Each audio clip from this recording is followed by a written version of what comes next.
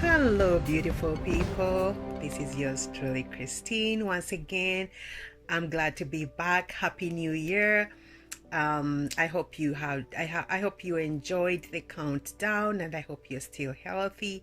For those who've been sick, or if you've had your loved ones sick, I wish you a quick recovery, and let's try to do our best to stay safe. I mean, the times are challenging, but I pray that we all get through this in one piece. So I'm glad to be back once again as we continue our series of fun and different interesting facts about different countries on the continent of Africa. When I left off, we took a pause after Mozambique. Now we're moving on to letter N.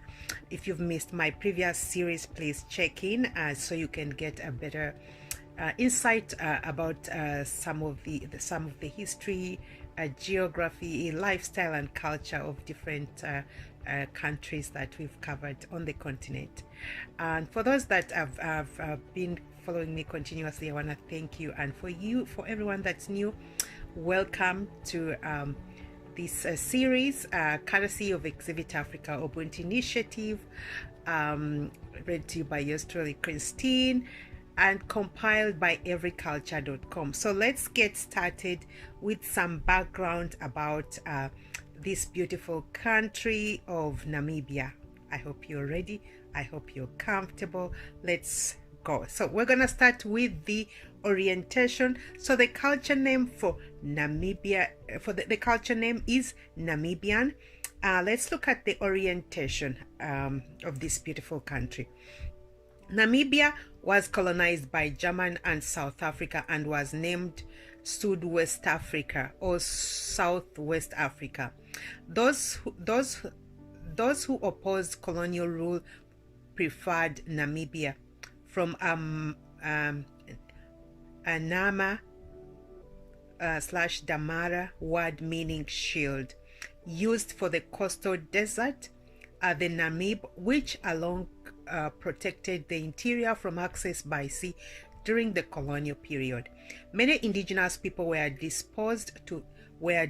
dispossessed of their lands and relegated to reserves established for each ethnic group.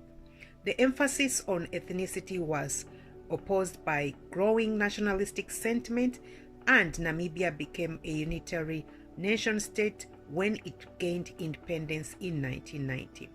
Now let's look at the location and geography of Namibia.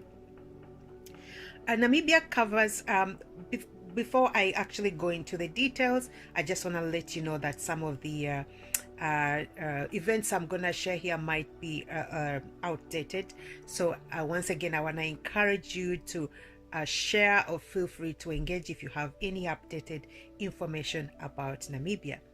Now let's see the coverage of Namibia. It covers about 318,500 square miles on the southwest coast of Africa. Namibia is bordered by Angola and Zambia in the north, Botswana in the east, South Africa in the south, and the Atlantic Ocean in the west. The coast, with its productive fishing grounds and the deepwater harbor of Walvis Bay, is edged by the dunes and gravel plains of the Namib Desert. Inland, the hills and plains of the Central Plateau are predominantly scrub savanna, gradually transforming into the Kalahari semi-desert to the east. The flat north central and northern eastern regions have extensive flood plains and areas of dense vegetation. The driest country in sub-Saharan South Africa, Namibia only has permanent rivers on its northern and southern borders. Let's look at the demography of Namibia. With large expanses of arid and semi-arid land, Namibia has a small population of about 1.7 for its size. The population is youthful, with 44% aged between 14 and under, and only 4% older than 65. About 60% live in the far north, where rainfall is sufficient for grain farming. In 1996, Namibia's capital city, Windhoek, had a population of 183,000. That could probably be up by now or gone down. Please feel free to share any information if you do have. So let's move on to the linguistic affiliation. Despite the small population, there is a great linguistic variety. Most Namibians speak Bantu languages like Oshiwabwa and Otiji Herero as their first languages. Others speak the Khoisan language, Nama or Damara, and various Bushman languages. While a smaller percentage are native speakers of Indo-European languages like Afrikaans and English. Afrikaans was promoted as a language of the wider communication before independence and is still widely spoken in southern and central Namibia. At independence, English was chosen as the primary language for government and education because it was not associated with any particular ethnicity and could facilitate interaction with the outside world. Urban dwellers, young people, and northerners are more likely to have learned it. Now let's look at the symbolism of the national flag. The colors of the national flag symbolize important natural and human characteristics of Namibia. Sunlight and the desert represent yellow. Rain and the ocean are represented by blue. Crops and vegetation are represented by green. The bloodshed in war is represented by red, and peace and reconciliation is represented by white. School children sing the national anthem daily.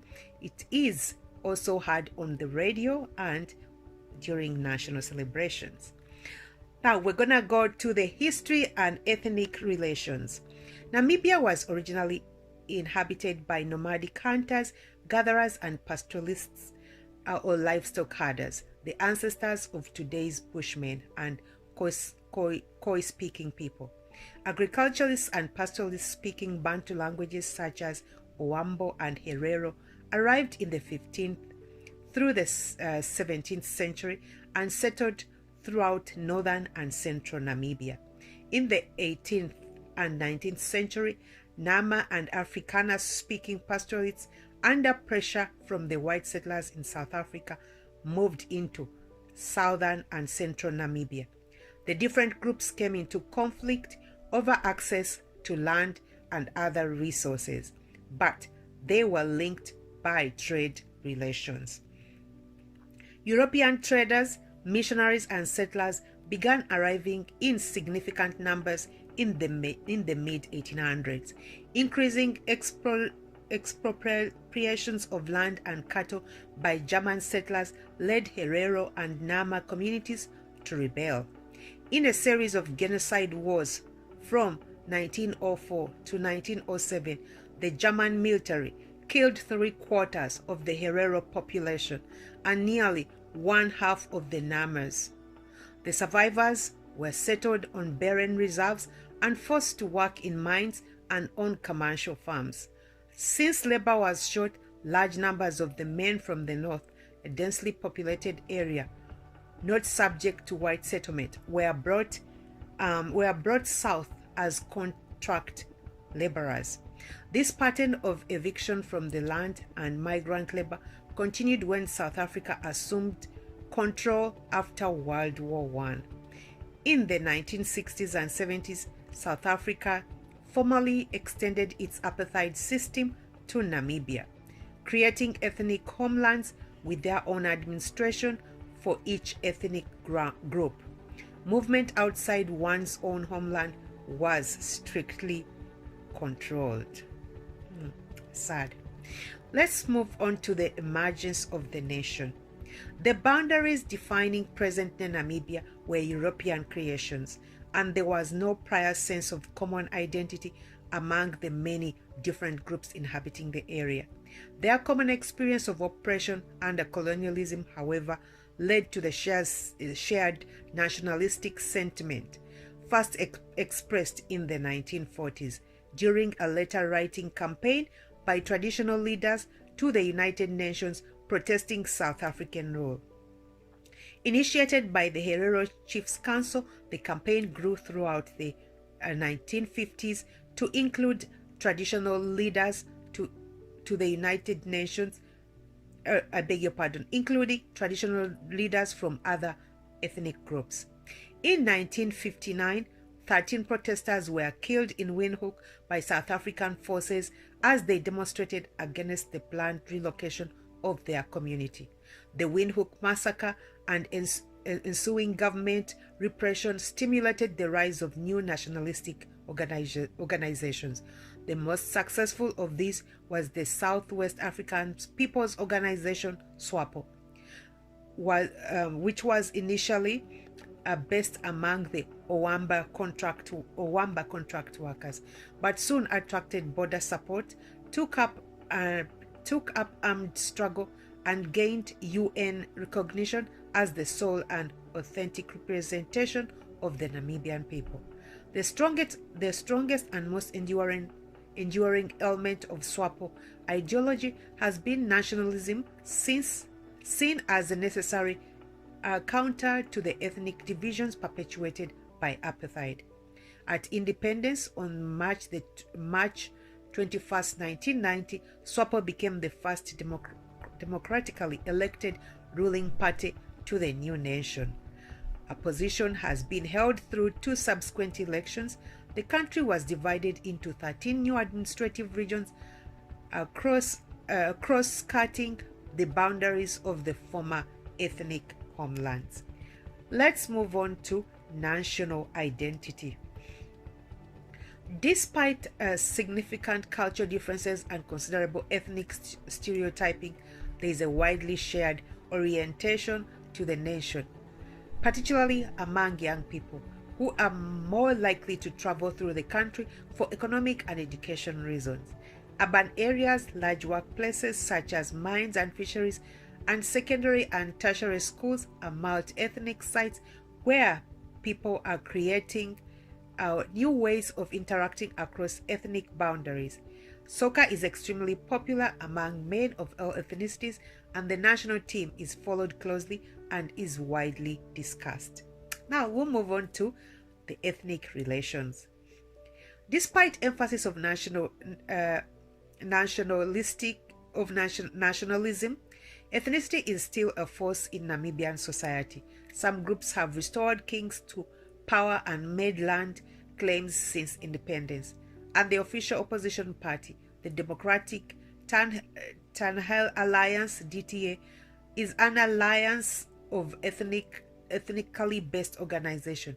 Some members of small groups fear domination of the Owambos, who comprise about half of the population of the country and provide most of SWAPO's electoral support. Now we're going to move on to urbanism, architecture, and the use of space. Most of central and southern Namibia, an area formerly known as the police zone, was appropriated for white settlement. Today, it consists of large commercial farms and widely scattered towns with Western-style buildings, some distinctively German. In the rural communal areas, former ethnic homelands, there are a variety of architecture styles in addition to Western buildings. Construction materials include sticks and logs, earth and thatch. Houses may be round, square, or beehive-shaped. In some areas, clusters of huts are enclosed in modern palisades. Some dwellings and shops are also made of metal sheets or concrete blocks with metal roofs, a style also seen in some urban neighborhoods. In urban areas under apartheid, whites lived in town centers, while blacks and mixed-race people were clustered in outlying locations, sometimes divided into sections of ethnicity. Although legislation enforcing this racial segregation was abolished in the 1970s and 80s, attitudes and economic barriers have changed more slowly, and this pattern has persisted. Urbanization increased greatly after independence, especially in Windhoek, as the last restrictions on population movement were moved and exiles returned from abroad.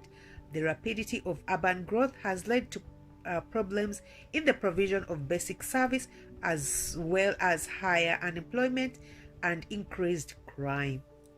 Now let's look at the food and economy. Food in daily life. For agriculturalists, the staple foods are millet and sorghum. For pastoralists, daily products, beans and greens are eaten with millet in the north, but otherwise few vegetables are grown or consumed. Hunting and gathering, more important in the past, still provides provides a dietary supplement for some. Meat is highly desired and eaten as often as it is feasible, daily for some, on special occasions for others. Fish consumption is slowly increasing with government promotion of Namibian fish products. Let's look at the food customs of ceremonial occasions. Important occasions are marked by the slaughter of cattle and goats and the consumption of meat, homegrown beer, purchased beverages, and other foods. In some cultures, leftover meat is sent home with the guests. Let's look at the basic economy. The Namibian economy is divided between capital-intensive industry, which accounts for most of the gross domestic product, and labor-intensive subsistence agriculture, which employs over half of the population. With little access to financial or technical assistance, most subsistence farmers rely on small-scale commercial activity and all family members who earn wages or pensions to make ends meet. Let's look at the land tenure and property. Land tenure in central and southern Namibia is based on private property. In the rural communal areas, land is not bought or sold.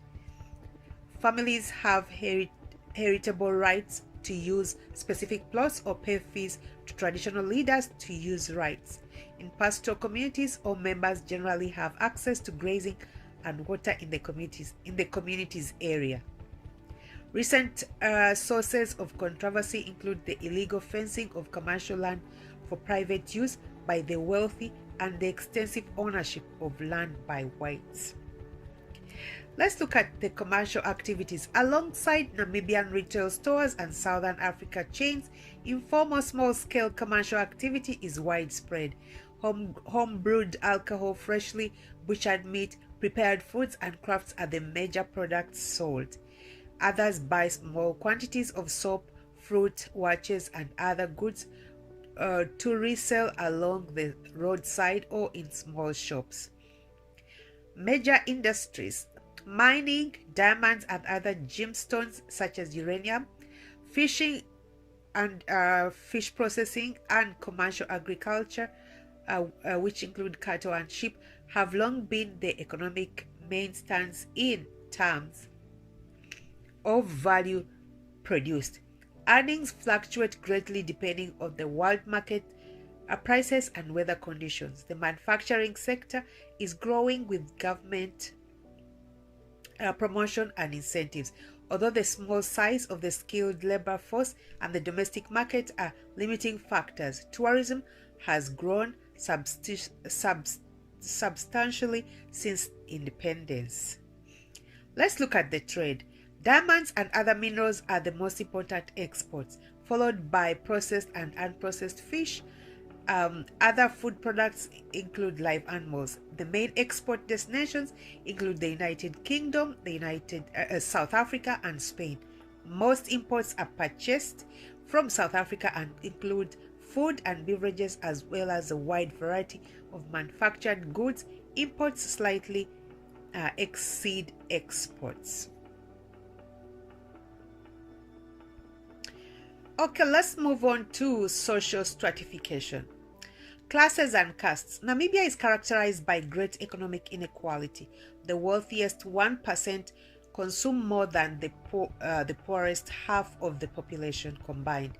Segregation has continued since the end of apartheid, although more non-whites have joined the upper class. Whites only whites, only 7% of the population own and manage most large businesses and commercial firms. In the civil service, the races are on more equal terms. In the rural communal areas, teachers, health care workers, government employees, and successful business people from a local elite, though they are still closely integrated into communities through kinship ties and obligations.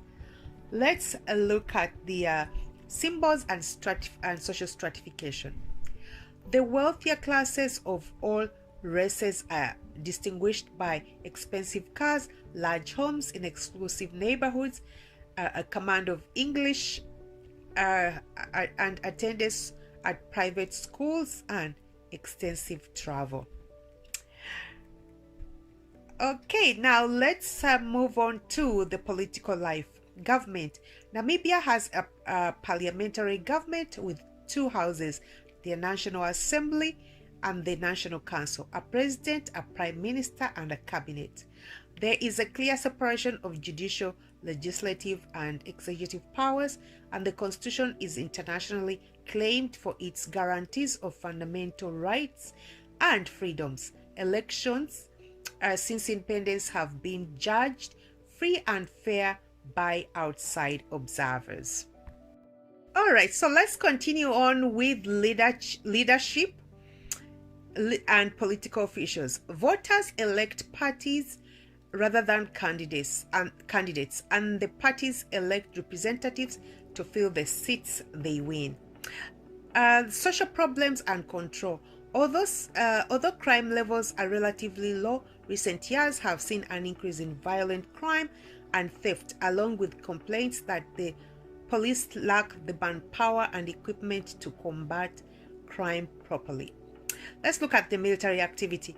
The major post-independence military accomplishment was emerging previously opposed People's Liberation Army of Namibia and the Southwest Africa Territorial Force into a single national army. Namibia's recent involvement in civil war in the Democratic Republic of Congo has been controversial. I didn't know about that. I'm just learning about this. Let's move on to non-governmental organizations and other associations. During a wave of grassroots organizing in the 1980s, dozens of community-based organizations, CBOs, were formed to deal with worsening social problems and to complement the political struggle for independence. Today's numerous CBOs, non-government organizations, NGOs, cooperatives, and religious groups provide housing assistance, legal advice, education, community media outlets, and self-help projects. The government has created a favorable climate for these groups, seeing them as valuable partners in the task of developing Namibia. Let's move on to gender roles and status. Division of labor by gender. In the rural communal areas, men and boys generally take care of livestock, build and maintain homesteads, plow fields, and contribute some agricultural labor, while women and girls do the most agricultural labor, food preparation, childcare, and household work. The relative status of men and women. Women married to migrant laborers have taken on some traditionally male responsibilities, and women who fled the country to participate in the liberation struggle work on new roles as combatants, students, and refugee camp workers. They pushed SWAPO to support gender equality and helped ensure that the Constitution guarantees equal rights for men and women. However, the process of changing discriminatory legislation is slow and ongoing. Women still have fewer economic opportunities than men, and the incidence of rape and domestic violence is extremely high. Let's move on to marriage, family, and kinship. Marriage. Weddings are extremely important social events in Namibia. bringing family and friends together to sing, dance, and feast. Most weddings combine old and new elements. Many Owambo couples, for example, say their vows in a church ceremony, accompanied by identically dressed bridesmaids and groomsmaids, then exit to a crowd of guests, shouting praises, dancing, and waving hostel whisks. A domestic unit. Most households are not nuclear families, but contain kin as well. The head of the household manages domestic finances, makes important decisions, and organizes production activities. Kin groups. Corporate kin groups are formed by ties traced through women matrilineal, men patrilineal, or both bilateral, depending on the ethnicity. These kin groups provide a support network for their members and control joint property, especially livestock. In the past, they also played significant roles in political and religious affairs. There has been a general shift from matrilinealism to patrilinealism. For example, wives and children in matrilineal communities can now assert rights to the property of the deceased husbands and fathers, which has been traditionally inherited by the men's matrilineal relatives, such as his siblings and sisters' children. We're gonna move on to socialization. Infant care. Babies are breastfed and carried on the mother's back until the age of 2. Most sleep with their mothers and usually share a bed or room with siblings. Children rearing and education. Parents receive a substantial help with child rearing from other family members. It's unusual for children to live with their other relatives if the parents have work obligations. The child needs to be closer to school, or a relative needs a child's help. Most boys and girls attend primary school, although sometimes they stay at home to help with the livestock or crops. Higher education. Education is highly valuable, but the limited availability of places in secondary and tertiary schools, as well as the expense involved, hinders many students from continuing beyond primary, which is sad. Let's look at the ethics.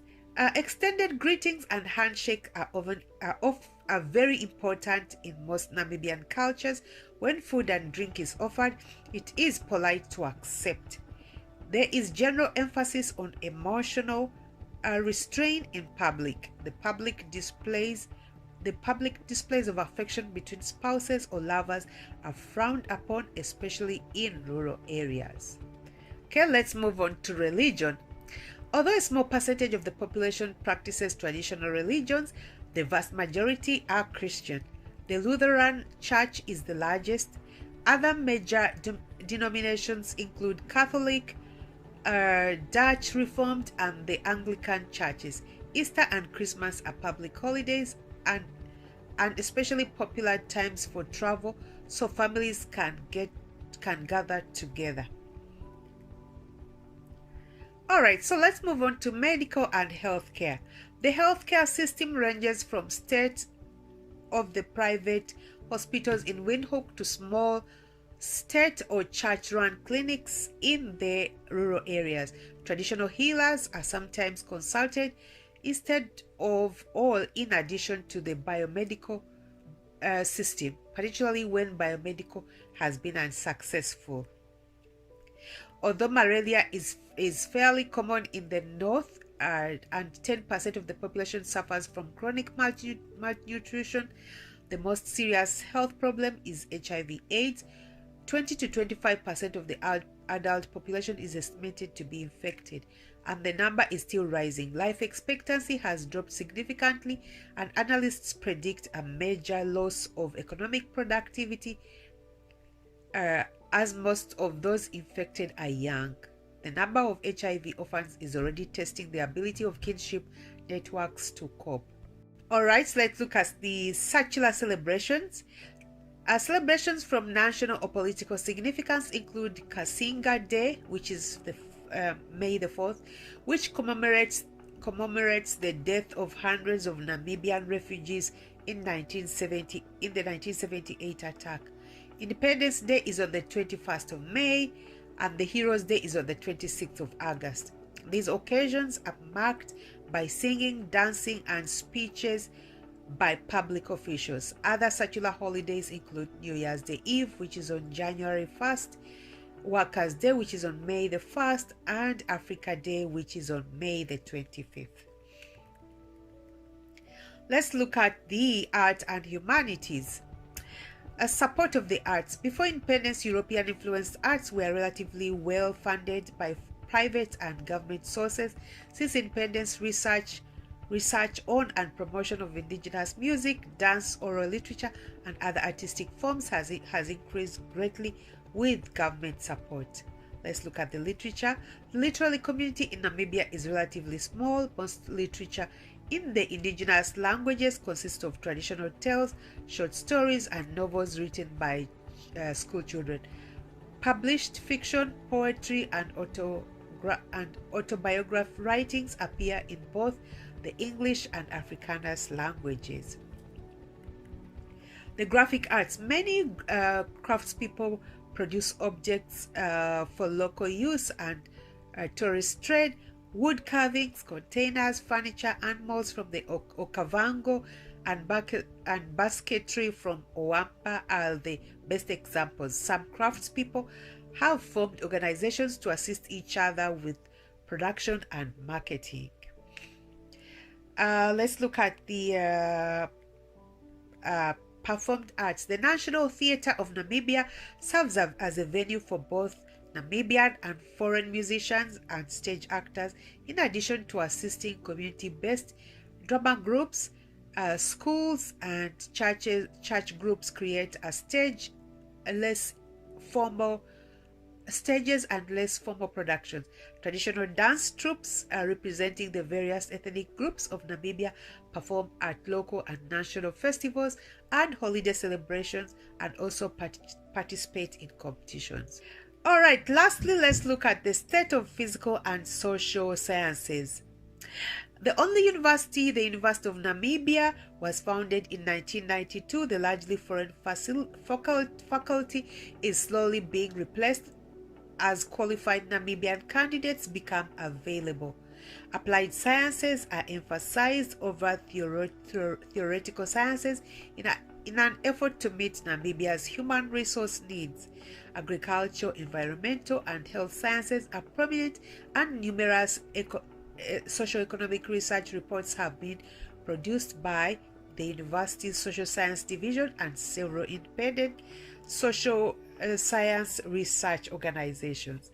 All right, so I believe we've come to the end of our fun and interesting facts about this beautiful country of Namibia. Please bear with the sounds, but I'm feeling all right. I'm okay, and I hope to see you on our next video. If you've missed out on any other series, please feel free to go to my YouTube channel and watch the full episodes uninterrupted. Until then, thank you so much. This was read to you by yours truly, Christine, courtesy of Exhibit Africa Ubuntu Initiative, compiled by everyculture.com. See you on our next video. Ciao for now.